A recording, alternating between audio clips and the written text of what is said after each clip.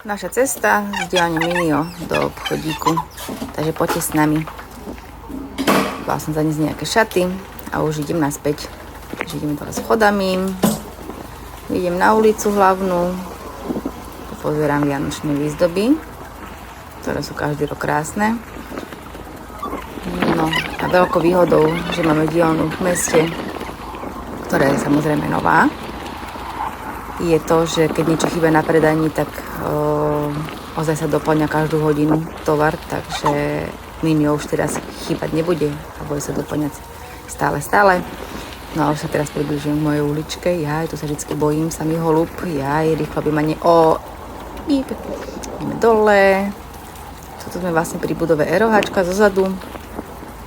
No toto je námestie, ktoré sa momentálne teraz prerába. Na jar bude krásne. A už som v obchodíku, otvorím dvere. Tadadá!